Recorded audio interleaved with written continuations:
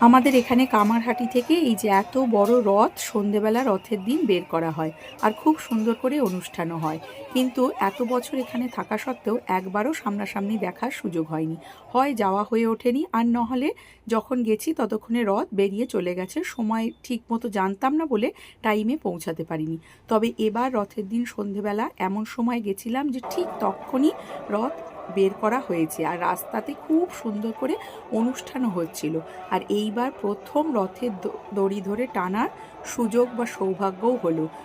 পুরী যাব বলে অনেকবার ভেবেছি, কিন্তু ওখানে এত পরিমাণ ভিড় হয় যে কোনোবারই ঠিক সাহস করে উঠতে পারিনি। তবে এবার বাড়ির কাছেই সেই মনস্কামনা পূর্ণ হলো।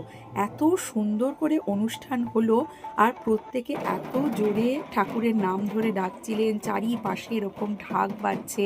ওখানে প্রচুর ময়ূরের পালক বিক্রি হচ্ছিল, যেগুলো পুরোহিতদের হাতে দিলে তারা ঠাকুরের মাথায় ঠেকিয়ে আবার ফেরত দিয়ে দিচ্ছিলেন। তাছাড়া রথের ওপর থেকে প্রসাদ দিচ্ছিলেন। তো এত সুন্দর একটা ওখানে মাহল তৈরি হয়েছিল যে পুরো গায়ে কাটা দেওয়ার মতন। যদিও প্রচণ্ড পরিমাণে ভিড় ছিল, একটা সাইডের রাস্তা পুরো বন্ধ করে দিয়েছিল, কিন্তু পুলিশরা খুব সুন্দরভাবে সহযোগিতা করছিলেন এবং ম্যানেজও করছিলেন।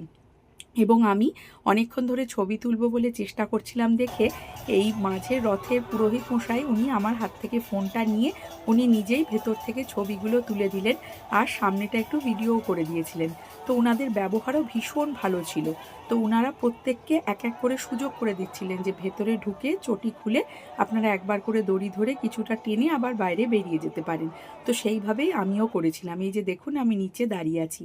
আর এত সুন্দর অনুষ্ঠান উপভোগ করে আমরা তারপরে রাত্রিবেলা ফিরে এসেছিলাম। আপনারা কেউ কেউ এরকম করেছেন কিনা জানাবেন।